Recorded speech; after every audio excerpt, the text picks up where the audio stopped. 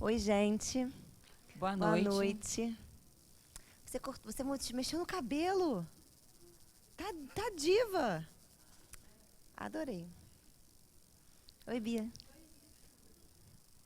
Vamos lá, gente. A Diana vai fazer evangelho para a gente começar. E o nosso tema é o quê? Sonhos. Eu não aguento mais. Não? Ih, tô se prepara, porque quando sonhar, meu bem, vai ser pura magia. Vamos lá. Não julgueis para não serdes julgados. Atire a primeira pedra aquele que estiver sem pecado. Não julgueis a fim de não serdes julgados, porquanto sereis julgados conforme houverdes julgado os outros. Empregar-se-á convosco a mesma medida de que vos tenhais servido para com os outros. Então os escribas e os fariseus lhe trouxeram uma mulher que fora surpreendida em adultério, e pondo-a de pé no meio do povo, disseram a Jesus: Mestre, esta mulher acaba de ser surpreendida em adultério. Ora, Moisés, pela lei, ordena que se lapidem as adúlteras. Qual sobre isso a tua opinião? Diziam isto para o tentarem e terem de que o acusar. Jesus, porém, abaixando-se, entrou a escrever na terra com o dedo. Como continuassem a interrogá-lo, ele se levantou e disse: Aquele dentre vós que estiver sem pecado, atire a primeira pedra. Em seguida, abaixando-se de novo, continuou a escrever no chão. Quanto aos que o interrogavam, esses, ouvindo-o falar daquele modo, se retiraram um após o outro, afastando-se primeiro os velhos. Ficou, pois, Jesus a sós com a mulher, colocada no meio da praça. Então, levantando-se, perguntou-lhe Jesus: Mulher, onde estão os que te acusavam? Ninguém te condenou? Ela respondeu: Não, Senhor. Disse-lhe Jesus: Também eu não te condenarei. Vai-te e de futuro não tornes a pecar.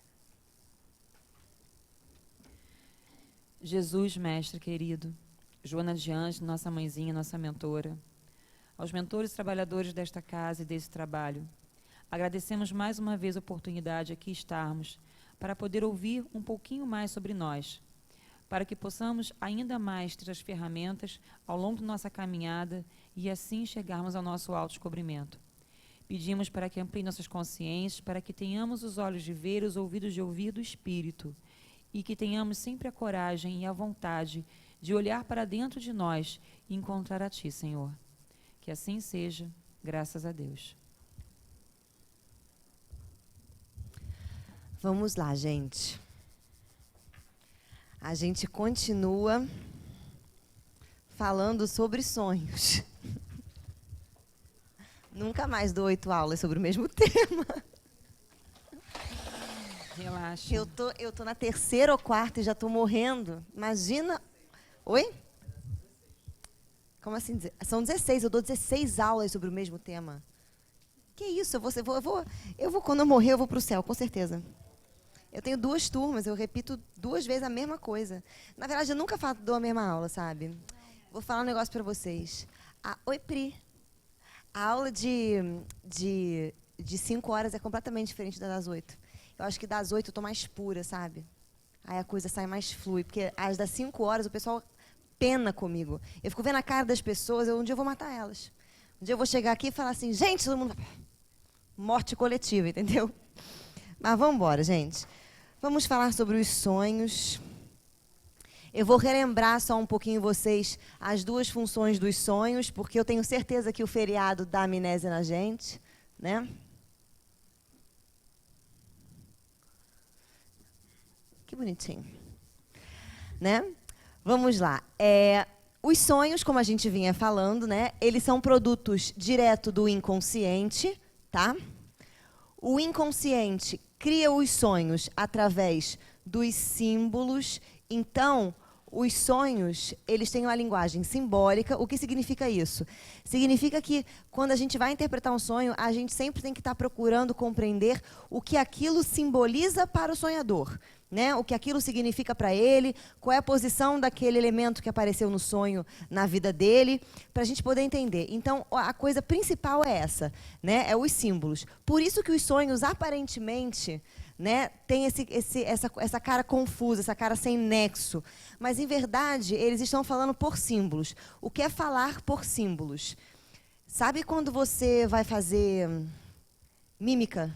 De que filme é esse? e você começa a falar por símbolos, você casa, não sei o quê, nananã, e você vai criando, é exatamente isso que o seu inconsciente faz. Ele fala através dos símbolos. Foi, gente? Qual é a... Obrigada, eu estou gostando porque as pessoas estão falando comigo. Foi você? Você é linda. Eu te amo. Vamos lá. Quais são as funções dos sonhos? Os sonhos são compensatórios. O que é ser compensatório? Significa que tudo que você está vivendo na consciência, o seu inconsciente vai compensar com a contraparte. Por que ele compensa com a contraparte? Vou dar um exemplo que eu dei 5 horas e que funcionou muito bem, eu acho, tá? Que é assim, sabe quando você gosta muito de uma pessoa, que você chega a gostar tanto, que você chega a idolatrar essa pessoa? Isso é muito ruim. Gostar é bom, idolatrar é do mal. Porque quando você idolatra alguém, você projeta naquela pessoa todos aqueles conceitos, aqueles conteúdos, aquelas qualidades que você, de fato, gostaria de ter em você, mas você não se acha capaz de ter por um processo de baixa autoestima. E ao invés de a gente trabalhar nossa autoestima, a gente faz o quê? Fica correndo atrás do outro, querendo possuir, querendo estar junto, querendo babar o ovo, querendo comer o resto da comida, querendo deitar no chão, que é umas coisas muito loucas que você faz quando você vira babar ovo. Aí o seu inconsciente vai compensar esse teu comportamento. Então ele pode produzir um conteúdo onírico, aonde dentro desse conteúdo onírico possa aparecer aquela pessoa, né, e apareça ela morrendo, por exemplo. Tipo assim, amigo, não faça isso. Não surta. Sim? Não significa que a pessoa vai morrer. Significa que aquela forma de você lidar com aquela pessoa precisa morrer. E precisa nascer uma coisa nova aí. Foi, gente?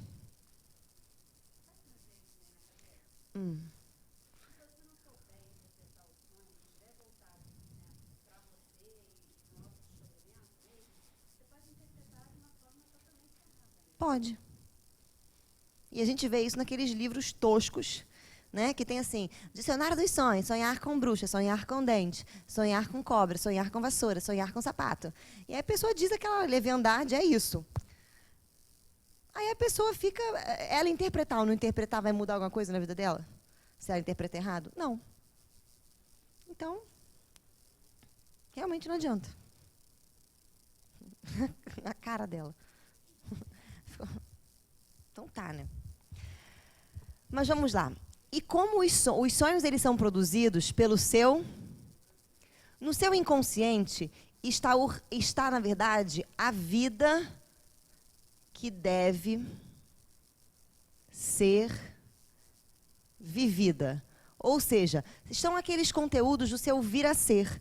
Quando você pega o Evangelho segundo o Espiritismo e abre lá num determinado capítulo, que eu não sei qual é, você vai encontrar um título chamado assim, O Devir. E o devir fala de tudo aquilo que o homem tem que vir a ser, desenvolver dentro de si. Foi? Então, o seu inconsciente é a sua bolsinha da vida que deve ser vivida. Tá aqui a sua sacolinha de tudo que você tem que viver. Então, ele vai comandar os sonhos. Porque os sonhos seriam, então, uma mensagem... Aqui, gente. Uma mensagem, tá? Linda. Do quê? Da vida que você tem que realizar, certo? Então, se é uma mensagem da vida que você tem que realizar, todos os sonhos têm um caráter premonitório. Pronto. Seja aquele que acontece em verdade, ou seja aquele que simplesmente não acontece aqui na materialidade, mas está mandando uma mensagem de alguma coisa que você tem que vir a ser. Foi, gente? Simples, mel na chupeta? Tá vendo como eu fico muito mais pura às 8 do que nas 5? Às 5, gente, para explicar isso aqui. Eu pari gêmeos verdes japoneses pela boca. Foi, para você ter uma noção, a gente tirou aqui leite de pedra, entendeu? A gente quase se bateu. Ah, meu Deus, fala, Duda. Temos pós-sábado, hein, Duda?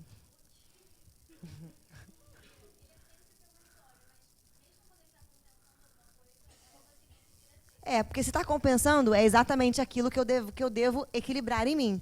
Por quê? Qual é o objetivo da sua vida, em verdade? O objetivo da sua vida é ser pleno. Ser pleno, perceba, que é você ser equilibrado. E no equilíbrio, existe só o positivo? Existe também o? Então, existe o bem, o mal, o bom, o ruim, o chato, o legal.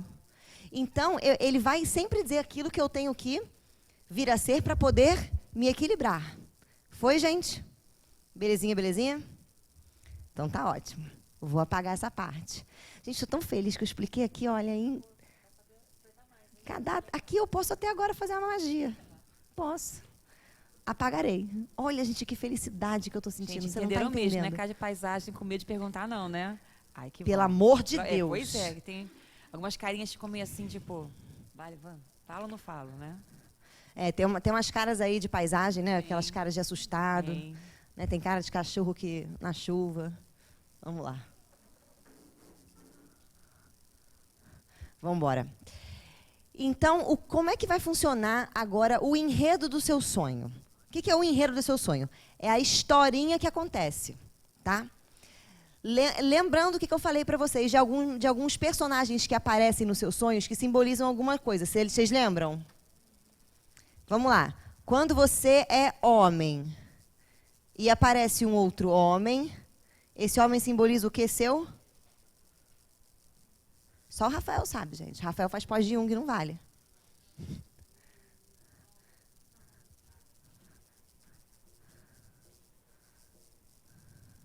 Sombra. Quando você é homem e sonha com uma mulher, é o quê? Isso, ânima. Quando você é mulher, diva, com laço na cabeça e batom, e sonha com um homem, é o seu ânimos. E quando sonha com uma mulher, é a sua. Tá aqui a amiga invejosa. Tá aqui a cunhada monstro. Tá aqui a mãe. Tá aqui todo mundo. Vamos embora. Foi, gente? Oi? A da amiga da prancheta. A amiga da prancheta estava no sonho dela, gente. A pessoa muito louca. Mas, enfim. Foi? Beleza. Isso são elementos que aparecem no seu sonho. Lembra que eu falei também que animais simbolizavam potências que deveriam ser trabalhadas mais na frente? Falei mais geralzinho o que deve ser. Agora eu vou falar sobre o enredo. O que é enredo? É a historinha que esses personagens vivem. Foi? Vai.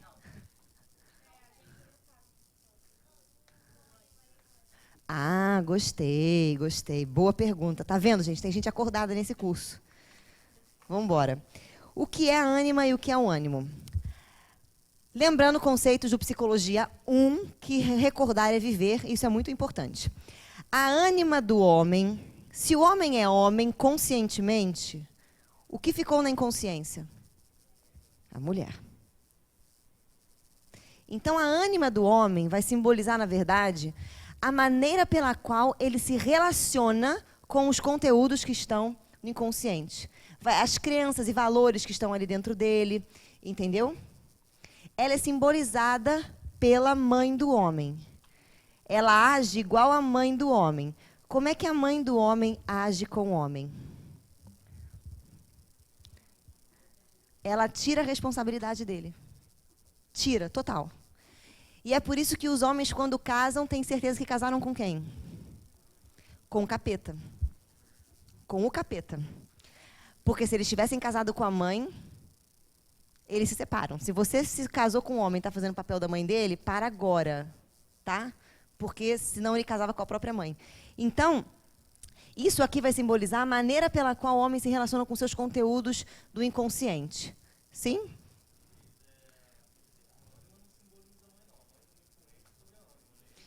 Não. A mãe, para o homem, simboliza a ânima. A ânima do homem. Sempre. Não, olha só, não é que ela está influenciada pelo arquétipo da mãe. Pode simbolizar o complexo materno também, tá? Ânima são as figuras femininas que aparecem no seu sonho. Você sempre vai ter ânima. E sempre vai ser... A ânima, ela está entre a consciência e o inconsciente. Sim. Também.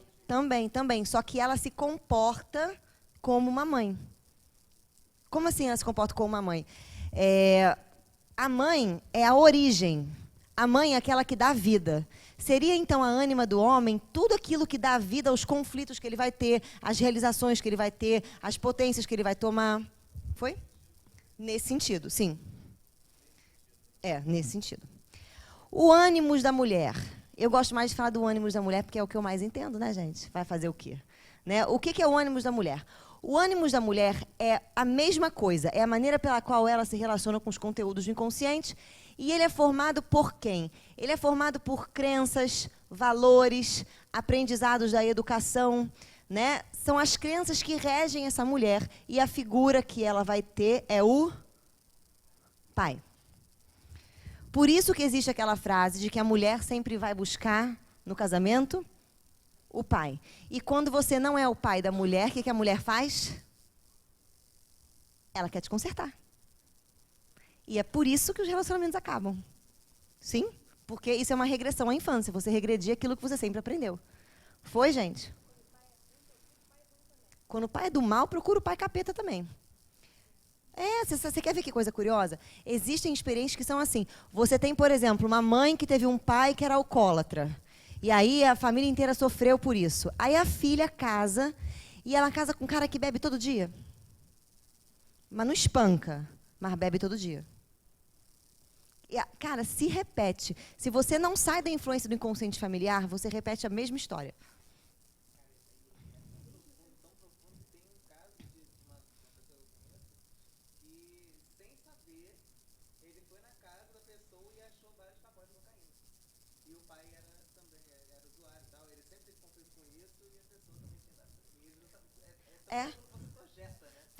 Exatamente, gente. Se sua mãe, se você não conhecer sua mãe ou seu pai, a probabilidade de você reproduzir a vida deles é muito grande, porque eles estão presentes em vocês de alguma forma. Essa ligação acontece. É isso que o Rafa falou. Às vezes você não sabe de uma coisa e você vai descobrir anos depois que seu pai e sua mãe é assim ou é assado, e você descobre que às vezes seu esposo ou sua esposa são exatamente iguais. Legal, né?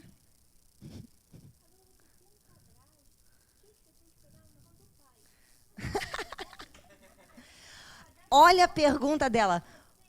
Adoro, gente. Você tem um padrasto bom que cresceu com você a vida inteira. Por que você vai pegar coisa do pai? Porque a sua mãe, ela simplesmente trocou 6 por meia dúzia. E o seu padrasto é igual ao seu pai, você que você não viu. Você quer ver? Vou dar um exemplo para você, tá? Um exemplo simples aqui para você. Eu conheço uma pessoa que teve um pai que era o cão. Como assim o cão? Se você conhecesse ele a primeira vez, ele era mudo, tentava ser agradável, mas em casa era papo de arremessar telefone na parede, destruir o telefone da filha, porque a filha falou não sei o quê. Né? A mulher não podia chegar em casa determinada hora, porque se chegasse determinada hora, ele brigava com ela. Ele era autoritário, machista, teimoso. Se você falasse para esse homem que você não concordava com alguma coisa, olha o que ele fazia. Tá bom, eu respeito você não concordar. E aí ele ficava se vingando disso 2 meses. Não ia onde você queria, não levava o que você ia, parava de falar com você, até a mulher dele mudar de ideia. A mulher um dia cansou, levantou a espada e falou independência ou morte. Né? E se separou dele. Passou 5, 6 anos, ela arrumou um outro marido. Como era esse marido? Ele falava baixo, ele era doce, ele era sensível, parecia até meio bundão, sabe? Vai ter que editar isso também. Né? Parecia até meio... Sabe aquela pessoa que você fala assim, nossa, que lindo. Mas olha que característica dele. Ela foi estar com ele e ele era uma pessoa que você conversava com ele, ele não levantava a voz para você. Mas se você discordasse do que ele falava, ele começava a falar em cima de você, com você falando e não tem menor problema. E você falava a sua opinião, ele falava a opinião dele por cima, nesse tom de voz, e quando acabava a conversa, ele ligava aquele botãozinho para você. E essa esposa continuou sem voz, mas com cara extremamente doce, que era extremamente igual. Então, a nossa tendência, quando nós não somos conscientes do que é se relacionar, a gente vai buscar a mesma coisa. E o mais bizarro, esses dois maridos tinham a mesma profissão. A mesma profissão, a mesma altura, mesmo problema com dente, mesma cor de olho, mesma calvície. Mas se eu olhava a cara de um, não era o focinho do outro. Né? Um era bonito, o primeiro teve bom gosto. O segundo achou, né, ali assim, estava sem alto amor. Né? O segundo era meio assim... tinha doçura. Exatamente. Então, assim, só que a gente não percebe, mas os traços estão parecidos. A não ser que a pessoa conscientize aquela situação, e aí realmente ela vai arrumar uma outra pessoa. Mas esse padrasto e esse pai vão estar presentes os dois, porque você foi criada por isso, de alguma forma, no dedinho que você escolher. Pegar o dedo certo, né? Exatamente. Mas vamos lá. Foi, gente? Beleza? Lembraram? Sim? Fala comigo. Obrigada. Então, agora a gente vai falar do enredinho, como é que funciona o enredo, tá? Agora é o momento que você saca da sua bolsa o seu ácido, né? Ou o seu entorpecente qualquer. Toma ele antes que eu comece a explicação para você entrar na vibe, tá? Porque você tem certeza, quando um psicólogo interpreta o seu sonho, que ele está drogado. Porque ele fala coisas que você não sabe de onde esta pessoa viu isso num simples sonho que, teoricamente, não tem a menor lógica. Ah lá, chamaram ele de Mãe Diná. Eu chamei você de Mãe Diná? Ah, ela é Mãe Diná.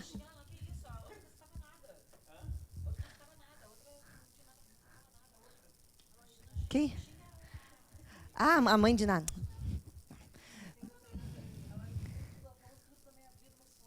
Gente, por isso que eu falei. Então, se você tem amor próprio, você tá sentado aqui, você não conta um sonho para mim, não, filha. Não conta, tem amor próprio, porque eu vou desvelar você. Porque o psicólogo é assim, lá, vou contar um. Depois você me conta, porque se eu interpretar o teu sonho aqui, todo mundo vai saber de você. Não tá nem aí? Mas, por via das dúvidas, eu vou contar em off. Tá ótimo. Vamos lá, então, gente. Como é que é o enredo desses sonhos? Bem, vocês lembram que a gente falou que quem que mora nesse inconsciente aqui, no centro desse inconsciente, é o seu amigo? Isso, fala aí, gente. Selfie, te amo. Exatamente. Quem mora aí é o selfie, te amo. Selfie, te amo é o seu Deus. Isso, cara, vocês estão lindos. Deus interior, certo? E dentro desse Deus interior existem todas as suas cara, eu vou chorar. Potências, né? E qual é o nome dessas potências? Isso, arquétipos. Esse foi mais difícil. Arquétipos. Por que a gente chama os arquétipos de potência? O que significa a palavra arquétipo? Primordiais, tipos, potências, qualidades. Então, são qualidades, potências, tipos que são coletivos. Isto significa que, quando o seu self, o centro da vida que deve ser vivida, diz para você que você tem que aprender a viver a potência X, uma potência qualquer, vamos colocar aqui uma potência X, a primeira forma de você perceber que você vai ter que viver essa potência é através de uma mensagem no seu sonho.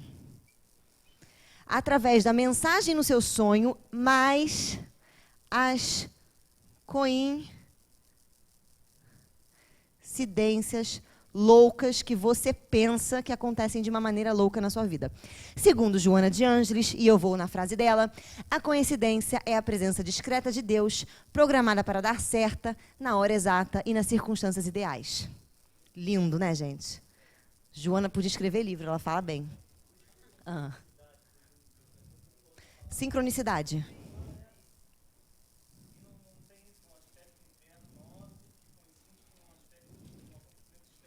É isso. O nome disso é coincidência. Gente, ele está muito engraçado. Chamam coincidência, é isso mesmo, chamam coincidência. Foi. Então, a primeira mensagem da história que você tem que viver é através do seu sonho. Agora, a minha pergunta para você é, legal. Então, o enredo ao qual os seus personagens vão estar vivendo é o enredo dos arquétipos. Concordam comigo? Como você descobre o enredo dos arquétipos? Aonde está escrito a historinha dos arquétipos?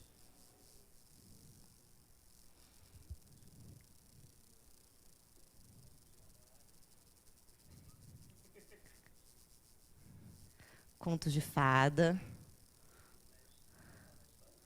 lendas, na história. É por essa razão que todo sonho tem um fundo arquetípico mitológico. E é por isso que Jung vai buscar mitologia. E aí a mitologia, ela desenrola, ela conta pra gente exatamente qual é o começo, o meio e o fim desta potência que você tem que desenvolver. E o teu sonho só pinta em cima desse enredo como que você está de acordo com a historinha. Sim? Foi, gente? Você quer um exemplo? Ah, Jesus, ela quer muito um exemplo. Ela quer demais um exemplo. Tá, eu vou dar um exemplo para você. Pega o teu ácido, bota na língua. Exemplo pessoal meu, porque se, né, contar sonho alheio, né, com a pessoa não estando aqui, não é legal.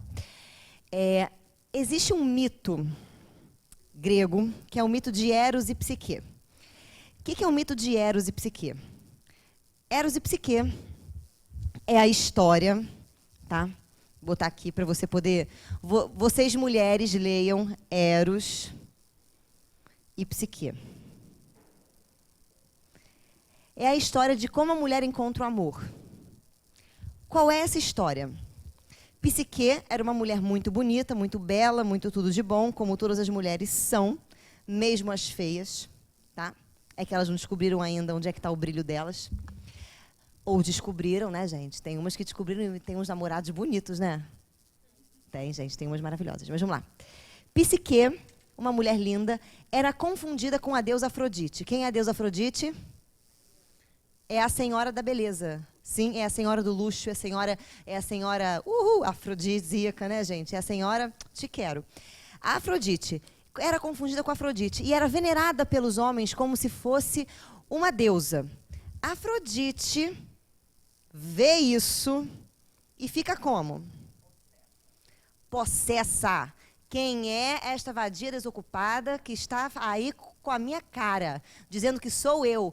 Quem é esta mulher, o que ela pensa que ela é. Aí ela começa a ver, analisar e ver que todos os homens vão lá e veneram ela. E ela tá, tipo, maravilhosa. Ela fica até meio sem graça, mas ela gosta. Entendeu? Aí a Afrodite olha pra Psique e fala assim, vou acabar com a tua vida. Por quê? Por que eu vou acabar com a tua vida? Porque eu sou uma deusa. Como uma deusa. Exatamente, ela vai. Você me mantém. Exatamente. E as coisas que você me diz. Isso, me levam além. Lindo. Mas voltando para cá. Eu conto assim para minhas crianças. Adoro. Eu conto assim, entendeu? Na hora da Afrodite, quando ficar revoltada, eu digo que sou uma deusa, entendeu, gente? Como uma deusa. Aí rimora. Adoro, gente. Aí, porque tem que ser assim. Mitologia né, no duro é muito chato. Você fica, não entendi nada. Mitologia teatralizada é muito legal. Então, vamos lá. O que acontece com a Afrodite? A Afrodite olha, mas ela não canta como uma deusa. Ela canta assim. Como uma deusa, eu dou na tua cara. E é assim que ela vai fazer. Ela pega e começa a zicar a vida do pai de Psique. Quem era o pai de Psique? Um rei cheio das bufunfas, né? O que começa a acontecer com esse rei? Crise, dívida, vem de fiado. Começou a acabar com o reino dele. Aí ele vai no templo de Atena para poder perguntar para Atena o que ele deveria fazer. Por que isso está acontecendo na vida dele? Afrodite, malandramente, entra no templo de Atena e finge que é quem? Atena. Aí ele chega lá e fala assim, ó, Deus Atena, por que está acontecendo essa zicaiada na minha vida? A Afrodite olha e fala assim, por conta da tua filha, a VD. E aí, né, o rei pergunta, Mas o que faço então? Bota ela num penhasco que ela vai ter que se casar com o monstro mais horripilante da face da terra. E ele fala, mas a minha filha querida, dane-se, não quero saber, quero ela, nojenta. E aí, não tem jeito, ele pega, Psique fica resignada, porque Psique, ela tem aquela síndrome de Sandy boazinha no começo, né? Então ela fica, ai papai, tudo bem, se é pelo bem da humanidade, eu vou. Você quer dar na cara de Psique no começo, né? Ela só fica bem na segunda parte da história. E aí ela vai para o rochedo, né? E vai se entregar por um monstro, vai chorando, e as irmãs vão chorando. Ah, meu Deus, ela vai casar com um monstro. E a Afrodite rindo, baldes d'água em casa, né? Rindo, kkk, bem feito, bem feito. Chama o seu filhinho mimado, né? O seu filhinho que era arteiro, chamado de Eros, o Cupido. Só que acontece que Eros é o deus mais bonito que existe na mitologia grega. Ele é lindo, gente. Ele é muso. Sim, ele é muso. E cachinhos dourados. Exatamente, aquela bilha azul bonita, aquele porte atlético, ó, lindo, né? E aquela flechinha ridícula, mas aquele detalhe. E aí, ainda anda nu com a mão no bolso, né, gente? Com aquele porte que você vê dos deuses, deve ser lindo. E aí vem Eros, e ele é filhinho de mamãe. Lógico. É só a introdução. Aí vem Eros, e ela fala assim para Eros, destrói. Eu quero que você fleche ela com a tua flecha da perdição e fleche a coisa mais feia que você vê na vida. E eu quero que ela sofra e coma o pão que o diabo amassou com os 2 pés. Você está entendendo? Toma, mãe. Tem certeza? Toma, mãe. E ele já era aquele filho estranho. Aí ele foi. Tarararara. Quando ele chega no rochedo, que ele vê Psique, o que acontece? Se apaixona. E aí ele fica naquela, meu Deus, o que eu faço? Minha mãe vai brigar comigo se eu ficar com ela. Nunca nenhum homem passou por esse dilema, né, gente? Ai, a minha mãe não gosta da minha namorada, fico ou não fico? Era Eros, né? Ai, não sei. Aí nesse não sei, ele se fere na própria flecha, o que acontece? Fica perdidamente apaixonado por Psique. Aí ele pega e envolve ela num castelo de vento, começa a envolver o rochedo num castelo de vento. Ela aparece num lugar maravilhoso, lindo, ou seja, numa casa, numa mansões, entendeu? Maravilhosa. E aí, com tudo, ela era tão louco que ela pedia as coisas caíam do ar para ela, né? E ela fica, gente, que loucura!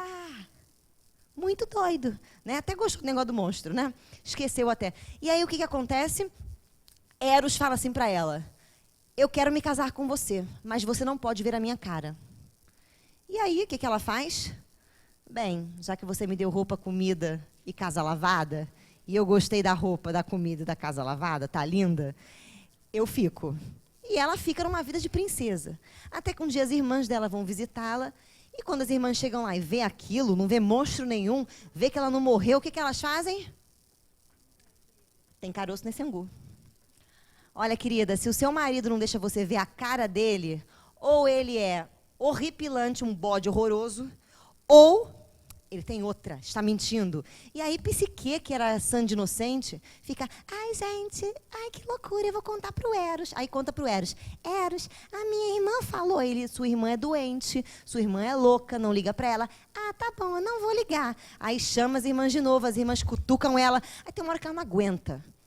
Aí, depois de uma noite de amor lá com Eros, devia ser vedada, porque ela não podia vê-lo, ela não se aguenta, porque mulher, quando fica curiosa, o que acontece, gente? Você não segura. Ela ficou curiosa. As irmãs despertaram nela dúvida. Aí ela pega uma vela e vai e fala assim, vou fazer, dane-se. E vai andando para cima de Eros para poder ver a cara dele. Só que quando ela vê que Eros é o deus o muso, ela fica tão chocada que ela casou com Eros, tão chocada e tão emocionada, que ela deixa a cera quente cair em quem? No Eros. Eros acorda, assustado, ela se fere na flecha dele, fica completamente apaixonado, e ele vira para ela e fala assim, como você quebrou a promessa, fui. E desaparece. Sim, e nunca mais aparece. Psique, como toda mulher, aí acaba aquela questão toda, acaba o castelo de nuvem, Psique está no rochedo sozinho e fala, eu quero a morte, e se joga. E aí ela começa a querer morrer, sofre, igual a mulher quando termina o namoro, sofre, fica mal, aí vai fazer loucura, vai na casa de não sei quem. Até que numa das loucuras ela resolve ir na casa da própria sogra. Bateu lá, falou, oi, sogra, eu quero seu filho, lindo, e é isso. Aí a sogra olha para ela e fala assim, você quer? Então tá bom, filho, eu vou te dar 3 trabalhinhos só. 3 não, 4, para você fazer. E você vai ter que fazer os trabalhos. Só que eram trabalhos, todos eles implicavam em morte. Todos os trabalhos tinham morte. E através desses trabalhos, nessas mortes, ela foi ressignificando o que era o amor, o que era o ânimo, como que era um relacionamento. Ela foi desapegando de crenças familiares, foi desapegando de um monte de coisa para viver o que é o amor. Para parar de projetar no outro aquela ideia de que eu quero que o outro seja aquilo que eu quero. Para entender que amar é compreender e conviver com as diferenças. Ponto. Essa é a saga de toda mulher. Por isso que toda mulher casa com um homem que ela imaginou. Quando ela olha, não é o homem. E aí acontece o quê? Ela começa a... E fica lá cutucando o homem. E o homem não aguenta. E ela vai e cutuca, porque tá não sei o que lá. Porque não. Né? Quer ficar mudando o homem, quer ficar falando pro homem, depois fala mal da mãe do homem, fala mal das irmãs do homem, fala que todo mundo tem que morrer, que a família dele é uma porcaria, que só tem louca, entendeu? E fica lá. E nada de morrer. Mas é quase uma morte para ela, né? E aí, o que acontece? Uma vez eu tive um sonho, aí vem o sonho. Graças a Deus. Chegou. Chegou o sonho, né? Chegou o sonho. Que era um sonho que só tinham homens, né? Só tinham homens no sonho. E eles entravam na minha casa. E na minha casa tinha só minha mãe e meu pai, então outra mulher que tinha era minha mãe. E era um assalto nessa casa. E eles tinham que matar a minha mãe e matar o meu pai. E aí eu não deixava eles matarem a minha mãe e o meu pai, virava para eles, tomava a arma deles e ficava ali segurando eles. Só que eles entravam na minha casa, faziam uma lasanha gostosa, faziam uma festa, e eu assim... Gente, e meus pais felizes da vida na festa, lançando uma bamba, entendeu? E eu com a arma na mão assim, gente, isso é muito doido. Ou seja, quando você acorda e você vai linkando com a sua vida, cada hora que a mulher precisa morrer, que ela precisa mudar a questão do ânimo dela, tá ligado com a história arquetípica de Eros e Psique. Então ela vai projetar essas mudanças muito nos relacionamentos dela e na maneira dela se relacionar na vida com outras pessoas. De alguma maneira, o sonho estava dizendo que existia alguma ideia que deveria entrar dentro da minha casa e gerar uma modificação. E essa ideia, quando entra dentro da minha casa e gera uma modificação, gera uma festa. Comer é compartilhar. Quando você faz aniversário e chama o seu amigo para comer o seu bolo, né, você está compartilhando com ele da felicidade de você fazer aniversário, sim? De você reviver, estar mais um ano junto. Quando entram bandidos na minha casa e, de alguma forma, ceiam com a minha família, aquilo promove uma união. É como se fosse o mesmo conteúdo sexual, né? A mesma coisa. E aí, eu tinha que fazer exatamente o que eu não estava fazendo. Porque se você linkasse o sonho com um período que estava na minha vida, o meu namorado, coitadinho, foi para o céu, né, nessa época. Porque eu estava lá com a minha espada assim, né? Eu já queria mandar ele para os infernos, queria terminar, queria arrumar outra pessoa. Até que eu tive esse sonho e falei, eu acho que o problema é meu. Porque está bem parecido com essa história dessas mortes que Psique vai tendo ao longo do tempo. E quem ela vai matando essa maneira dela de se relacionar. Ilusória. Por que ilusória? Porque quando eu estou com uma outra pessoa e projeto nela o que é do meu ânimo, o que é da minha ânima, eu não gosto dela, mas eu gosto de uma extensão minha.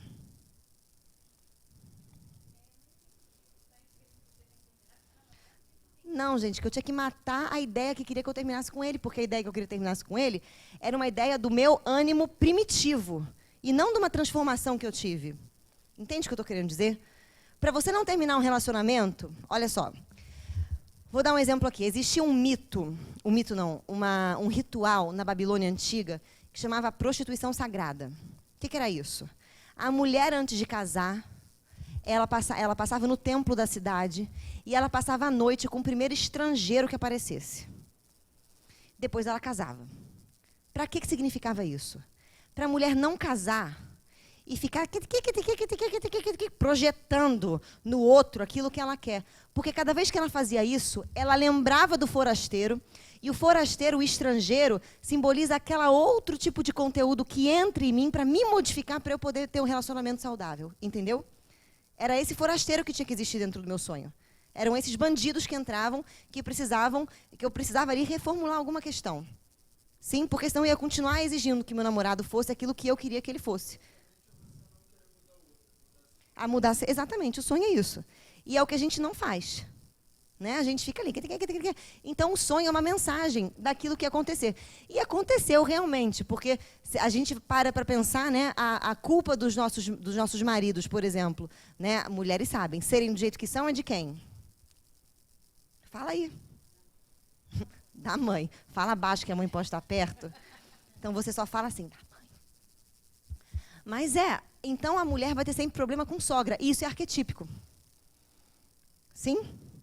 Então, quando você conhece a mitologia, você percebe que no enredo dos seus sonhos existe uma história que se repete universalmente. E se você linka o enredo dessa história com isso que se repete, você faz a conexão. Vou dar um outro exemplo aqui. Uma paciente minha sonhou com o Batman. O Batman é o cavaleiro das trevas. É aquele que entra na sombra e faz o quê na sombra? Luz. Ele promove, ele entra, né, o Batman ele é um herói. Né? O que é o herói? O herói é aquele que consegue descobrir a si próprio, é aquele que consegue trabalhar o seu self, é aquele que consegue estar consciente. De alguma maneira, o sonho dela com o Batman falava do trabalho heróico que ela teria que ter a partir daquele momento com a própria sombra. E o mais curioso eram que apareciam nesses sonhos elementos que ela se falava assim. Eu perguntei para ela, né, o que você acha dessas pessoas? Elas são muito loucas. Quando eu acho que uma pessoa é muito louca, eu acho que o que está nela não está em mim. E se eu não achar em mim a própria loucura dela, eu estou vivendo uma vida equilibrada ou uma vida parcial? Então, meu inconsciente vai me compensar. Mas é uma história universal. Todo mundo, em todas as épocas, vive história de herói. Repare que os heróis na mitologia estão muito ligados à mãe. Perseu é o protetor dela. Porque ela não teve, foi mãe solteira, né? Então acolhe totalmente ele. E ele vive em função ao quê? Da mãe. Mas aumenta a ruptura. O próprio Aquiles, quando se vê em dúvida, quem ele chama? Mamãe. Chamar no cara mamãe até, por favor, pelo amor de Deus, venha pra cá. E assim, outros também heróis sempre questionam o quê? Da mãe. E por que a gente coloca a questão da mãe? Porque a questão masculina com a mãe é muito, ela tem uma ligação muito... Enquanto o homem busca a mãe para solucionar os seus problemas, como é que um homem busca a mãe para solucionar os seus problemas? Sabe aquele homem que tem 40 anos e quem compra as cuecas dele é a mãe? Gente, existe isso. E se não é a mãe, é quem? A esposa. Aquele homem que não consegue tirar o prato da mesa para botar na pia e abrir assim a água para cair ali. Porque quem é que fazia isso? A mãe. Ou a esposa. Sabe aquele homem que não consegue ligar para a pizzaria para pedir a porcaria de uma pizza? Por que você não consegue? Ah, eu não gosto do telefone. Amigo, pelo amor de Deus, né? Sabe isso? Tudo, essas criaturas que entram nesse processo, elas têm uma ligação profunda com a mãe, que vai simbolizar a ânima, vai simbolizar um pouco do inconsciente.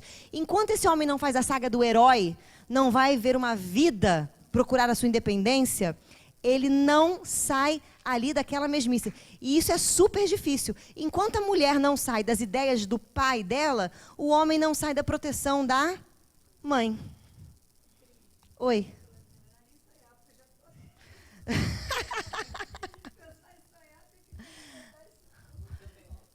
Porque na verdade, a interpretação de sonhos, quando você estuda mitologia, e você compreende, pelo estudo da mitologia, o simbolismo dos mitogemas, dos personagens, na hora em que você sonha, fica muito fácil. Na hora que você pega um sonho, fica fácil. Mas se você não tem esse conhecimento e simplesmente tem um sonho, você linka. E aí, quando você tem conhecimento do que deve ser linkado, você junta e você interpreta. Agora, se você não tem esse conhecimento e quer interpretar um sonho, é a mesma coisa que você querer fazer batata frita sem batata. Você não vai fazer.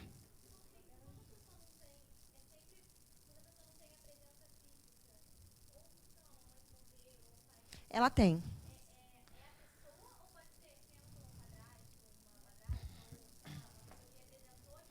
É uma pessoa que representou aquele papel. Não existe, em verdade, órfãos. Existem órfãos de pais físicos, mas o órfão vai projetar em alguém a paternidade e a maternidade, o complexo materno e o complexo paterno. Sim? Oi.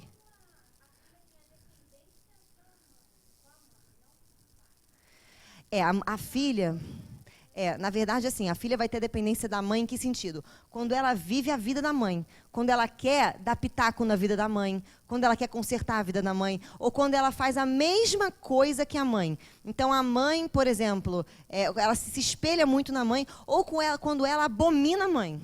Ela tem essa ligação com a mãe. Essa mãe simboliza para ela essa sombra que segura ela, essa falta de vida que ela vai ter. Porque não é só a mãe ou o pai que faz esse papel. Quando a gente fala que a filha é muito apegada ao pai, não é o pai físico, mas é a ideia do familiar. Então, se eu tenho uma filha muito apegada à mãe, ela está apegada ao pai. Porque ela está apegada à ideia familiar, que é uma ideia, que é masculina, entendeu? E faz o papel do pai, mas a dificuldade dela é de se tornar eu. E aí ela reproduz a mesma história da mãe. Ela vai casar com o mesmo tipo de homem, ela vai ter o mesmo tipo de relacionamento, ou ela vai viver as dores que a mãe não consegue botar para fora. Sabe aquela mãe que é submissa e tem aquela filha que é o cão, que é o demônio? Que briga com o pai, que enfia o dedo na cara do pai, que não namora ninguém, porque tem essa coisa. Ela faz isso porque isso é um problema da mãe, e ela nem sabe. Isso aparece em sonhos. Aparecem muito em sonhos. Foi, gente? Perguntas? Oi? Pode começar.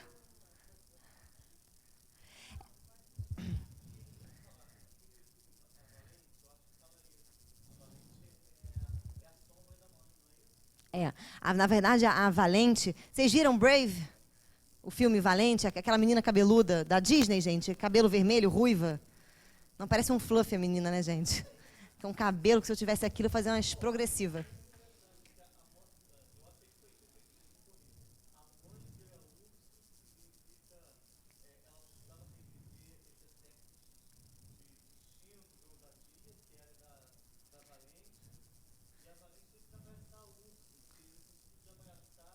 Os aspectos da mãe que ela negava. É isso. Foi. E aí, nesse mix, cada uma ganhou uma individualidade. Você viu que no final do filme a menina continua sendo do jeito dela, mas tem uma independência. E a mãe passa a ter também conceitos diferentes e outro tipo de vida mais independente. É exatamente isso. A gente chama de integrar. Entendeu? Né? Existem animais nos nossos sonhos que vão simbolizar exatamente questões maternas, questões, enfim, questões paternas, questões do ego. Tudo é simbolizado. E onde é que você encontra a riqueza desses símbolos? Nas mitologias gregas, egípcias, romanas, celtas, nórdicas, todas. Foi, gente? Fala comigo, gente. Vocês estão com uma cara tão assim. Parece que vocês comeram um biscoito amassado, estagrado, entendeu?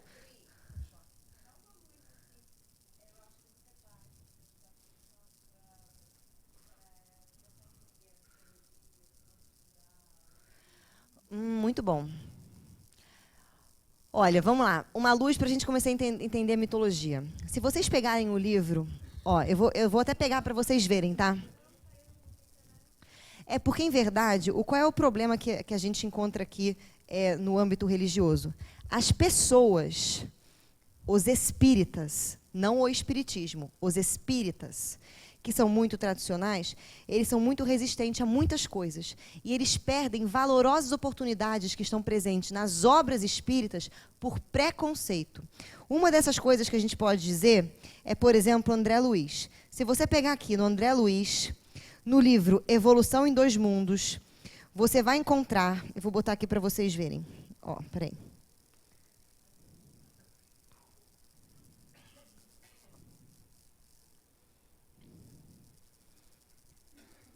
Você vai ver a seguinte questão. Você entra num capítulo. Nesse capítulo que você entra, existem vários temas. Eu vou ler para vocês. O capítulo começa com... Aqui, peraí.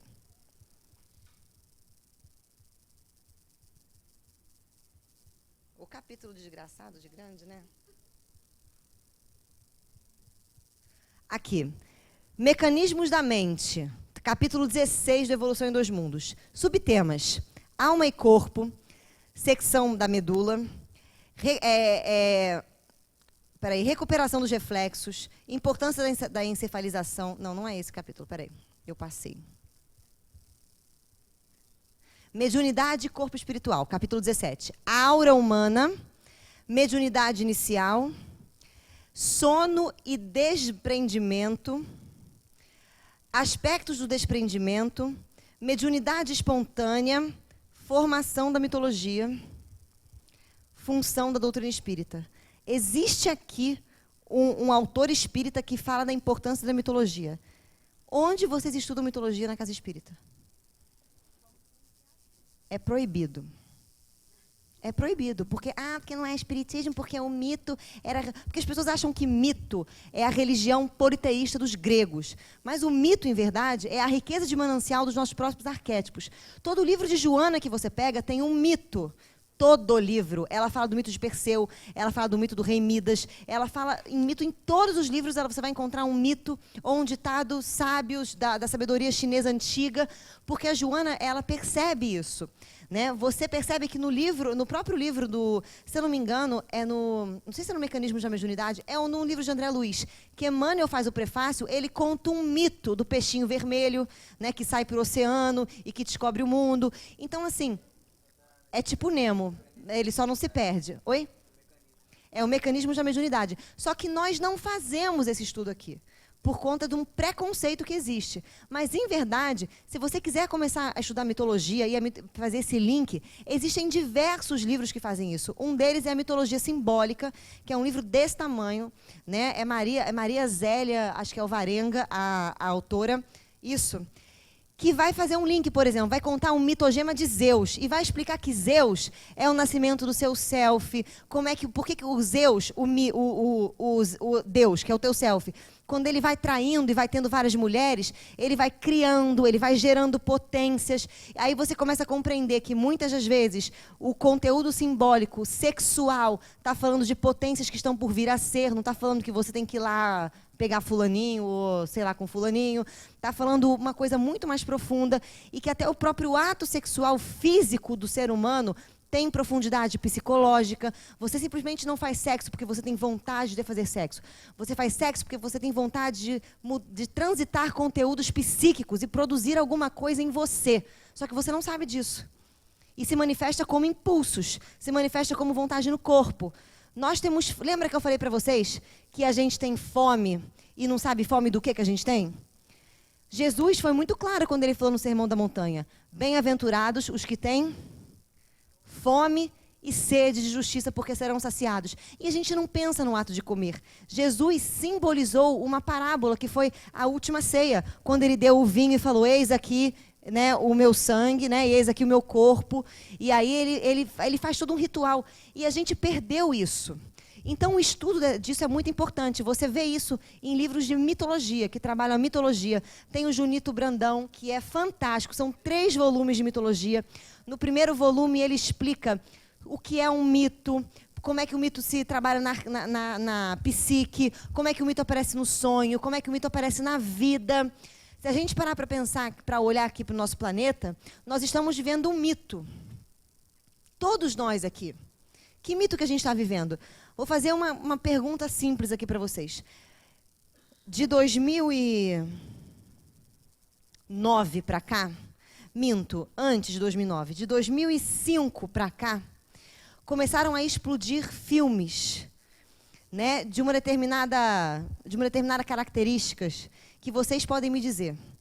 Que tipo de filme que talvez antes não era tão produzido e que agora está bombando? Saiu um a cada mês, quase.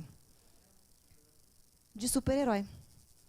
É o Capitão América resfriado, Capitão América com dano, Capitão América não sei o quê, a Guerra Civil, Guerra não sei o quê, Guerra Pacífica, aí o Capitão América, o X-Men. Você vê um conteúdo imenso de filmes de heróis. E você vê que essa produção que a humanidade produz, é porque a humanidade está vivendo, mais uma vez, o arquétipo do herói. Nós estamos fazendo essa busca, nós estamos fazendo essa luta interna. O nosso país está vivendo a questão arquetípica do herói. Nós temos um herói nacional. Quem é o herói nacional? Fala, gente. Moro. Sérgio Moro está sendo venerado como o herói nacional, o salvador da pátria. E isso aconteceu na Segunda Guerra Mundial. Na Segunda Guerra Mundial, nós tínhamos um herói. Qual era o nome do herói alemão? Hitler. Nós tínhamos um herói italiano, Mussolini. O arquétipo do herói foi massificamente trabalhado para que os homens pudessem entrar dentro dessa crença, desse nazismo que tomou as pessoas, porque é arquetípico, para poder se instituir essa Segunda Guerra. E todo herói vive uma guerra, uma batalha contra um dragão, contra um monstro.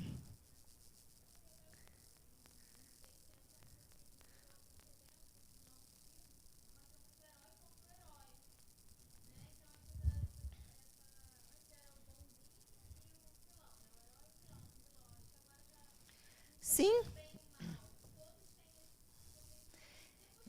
Sim, na verdade, o que a gente começa a perceber, quando você falou muito bem, tem os heróis que estão contrários, já teve o Guerra Civil, teve o Batman contra o Super-Homem, e você vê que, na verdade, os heróis falam sempre a mesma história, só que cada um vê de um ponto diferente. Você vivencia o mito do herói de várias maneiras. Quando você luta contra a sombra, quando você morre para construir um novo ânimo, uma nova ânima, quando você morre para poder achar o teu self, mata o seu ego. São várias vertentes dos heróis, mas todos eles ensejam uma luta e a busca de alguma coisa, de algum ideal. Quer falar, Jana? E a ideia no final, após essa luta, você tem o quê? Integrar. Eles se integram, nós fazemos o tempo todo isso e devemos fazer o tempo todo isso. Não encarar o outro, nosso desafio, ou aquilo que nos causa medo, como o nosso inimigo. Ele não é. Na verdade, é um amigo nosso, afinal, porque ele fala sobre nós. Né? E nessa luta, nós queremos destruir, quando não é isso. É justamente compreender, entender e depois o quê? Integrar. E aí a paz. Exatamente. Toda destruição enseja uma reconstrução. Porque sempre tem dois lados, gente. Os opostos sempre estão ali, ó. Então, é exatamente isso. E a gente vê que o mundo está passando por esse momento coletivo. E nós também. Nós também. E nós temos que atentar para isso. Então, isso já é um tipo de componente para a gente poder perceber como isso aqui é importante, ó. E como a gente não dá atenção para isso aqui. Como a gente não respeita a ancestralidade do homem, aquilo que o homem criou nas suas origens, o homem primitivo, porque a gente acha que isso era religião politeísta da Grécia e isso não é espiritismo. Vai catar um coquinho, tá? Mas a gente acha, por uma questão de preconceito. Então, infelizmente, nós temos que buscar a mitologia pelas nossas próprias pernas. Nós não podemos ter um grupo dentro do centro espírita que estude mitologia. Mas, fora pode acontecer, né? Óbvio. Né? E se vocês quiserem, as referências mitológicas são essas. Junito Brandão, acho que é o melhor que vocês podem ter. Chama Mitologia, né, de Junito Brandão. Tem 3 volumes, mas o primeiro volume fala da importância do mito, a importância do rito. Como a nossa vida é um ritual, a nossa vida é a materialização desse inconsciente para a gente poder viver. Então, a nossa vida é a materialização dos nossos próprios arquétipos. E se a gente sabe que é arquétipo que está acontecendo, a gente sabe como canalizar e como viver nessa história. A gente não fica à mercê. Você quer ver quem fica à mercê? Vou dar um exemplo aqui para vocês. Eu tenho um conhecido que ele se acha altamente espiritualizado. Altamente oriental, búdico, sei lá o que ele se acha. Né? Ele se acha muito Buda, né? Mas ele fica posando de humilde, não, ninguém é santo, não, ninguém não sei o quê, não, ninguém... é uma chatice imensa. Né? E fica meditando, e meditar. Que deu vontade de bater nele quando ele fala isso. Né? Só que ele medita, tem um conhecimento sobre a religião hindu absurda e é uma anta. Não tem ego forte, é uma anta. Ele está à mercê de tudo isso aqui. Começou o nosso problema político, Você entra no Facebook desta criatura espiritualizada e você vê ele ser levado por essa onda. Um homem que alguém já viu por acaso um homem espiritual fazendo apologia a algum tipo de política? Gandhi fez. Mandela fez. Chico Xavier fez. Você não vê. E esse homem se acha espiritual. Você entra no Facebook dele, só tem reportagem contra não socialismo, não sei o quê, nananã. Ele está sendo levado por essa onda e ele nem sabe. E vira para a gente e fala assim, não, isso aqui é uma teoria, isso aqui não funciona. Mas não consegue se enxergar. Que último? Junito Brandão. Chama mitologia grega. Junito Brandão. Quem quiser mitologia simbólica.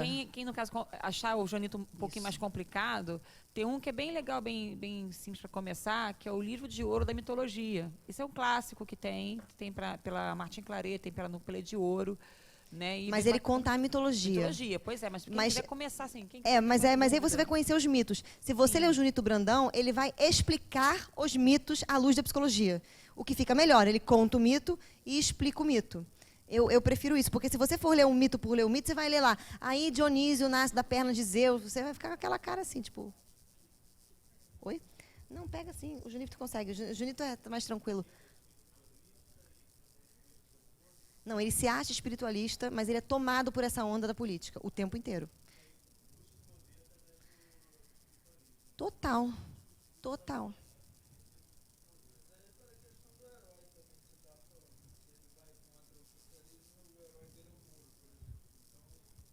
Pois é, tudo que é em excesso, a gente tem que ter... Oi? Identificação total, gente, total.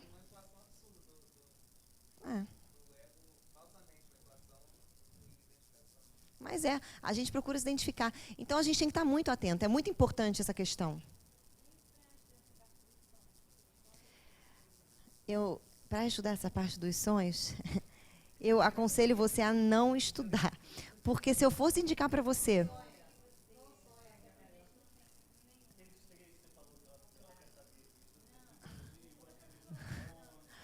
Se você quiser estudar sonhos, você tem que estudar história da humanidade, mitologia, antropologia, sociologia. Aí você pega e estuda aparelho psíquico, aí você estuda o mecanismo do sonho.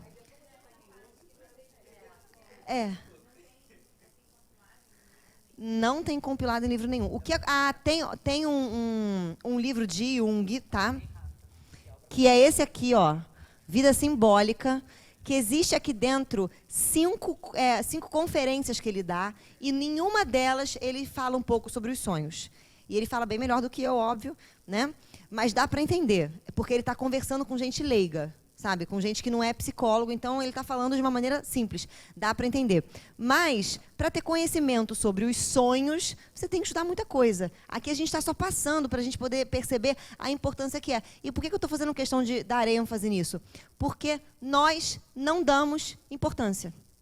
Não damos.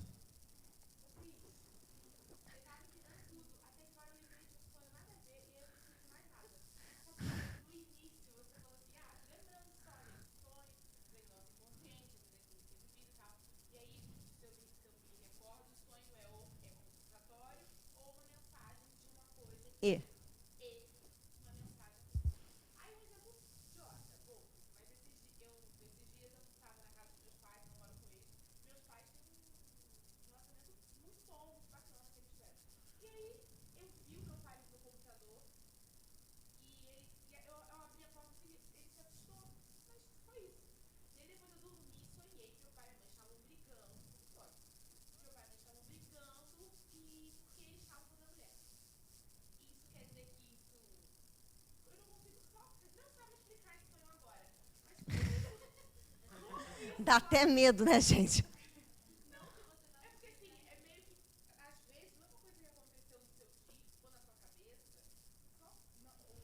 Olha, podem ser duas coisas.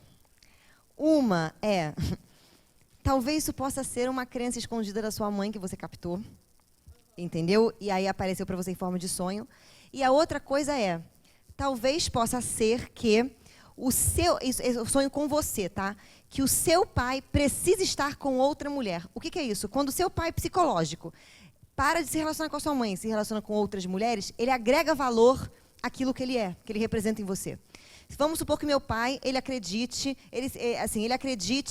que eu tenho que fazer o bem. E eu só faço o bem. Então, tudo que é legalzinho e bonzinho, eu faço. E ele é casado com a minha mãe, e minha mãe é beata, só faz o bem. Nananana. Um dia eu sonho que o meu pai tem outra mulher. E essa outra mulher, sei lá, é uma mulher estranha, uma mulher da vida. E aí, o que isso simboliza talvez em mim? Que eu tenho que mudar essa questão de só fazer o bem. Que eu tenho que começar a entender o que é o bem. E aí eu descubro que fazer o bem não é você fazer o que é agradável ao outro. Mas é você fazer, às vezes, uma coisa que, teoricamente, aos olhos do mundo, pode ser o mal. E quando esse meu pai psicológico, esse símbolo dos meus conceitos, entra em contato com uma outra coisa e se agrega, eu me agiganto. Eu cresço em eu, entendeu? Então pode ser isso. É mais provável que seja isso o seu sonho. Entendeu? Não tem nada a ver, teu pai fica tranquila, né? Sei lá, né, gente? Mas vai se realizar, você vai pensar em outras coisas. Entendeu? O fato de você estar aqui, seus pais têm conhecimento de psicologia, de alguma coisa assim? Ótimo. Mas ele conhece Jung, conhece espiritualidade, conhece essas coisas?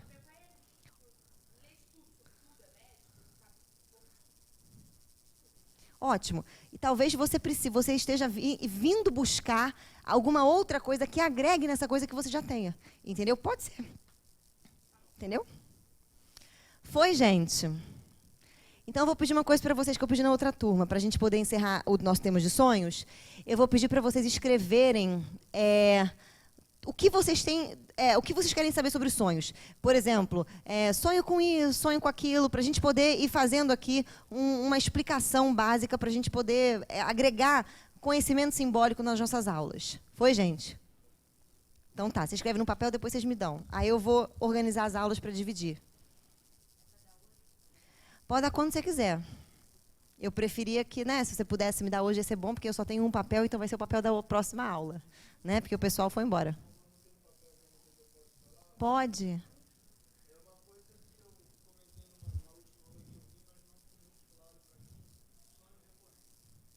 Sonho recorrente, ok. Ótimo. Gente, olha só, se vocês quiserem, vocês podem me dar ao longo da semana, tá? Que eu dou um jeito de chegar até a Cris. Ótimo. Tudo bem? Então, sonho recorrente já tá anotado, sonhos recorrentes. Vamos falar em algum momento que temos algumas aulas, vamos dividir. Eu sempre quero mais.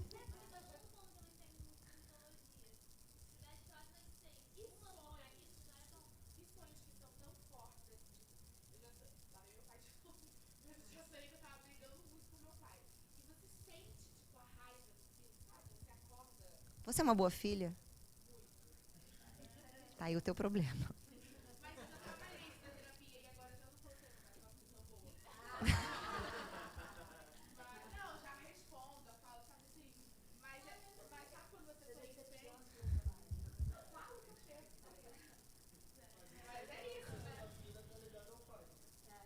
Tá ligado? Na verdade, quando você é uma boa filha, você responde ao inconsciente familiar.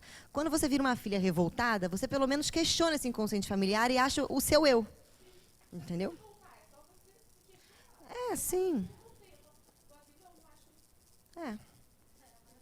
Já é um... É porque você não bota pra fora, mas deve ter uma carga de revolta emocional aí, de alguma coisa que você talvez...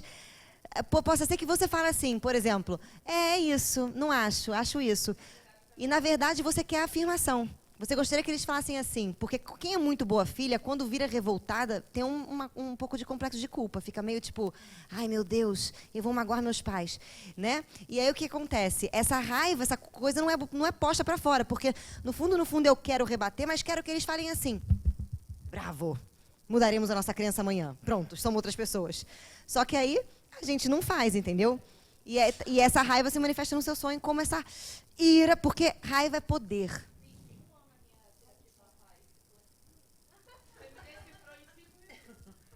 Desculpa. Então tá, gente. Não, tô muito mal. Mas gente, mas é porque vai depender da linha terapêutica. Se for Jung, cara... Ah, então tá bom. Mas vamos lá, gente. Eu vou fazer a prece, tá? Pra gente poder ir jantar. Vamos lá. Agradecemos, Senhor, a oportunidade da vida.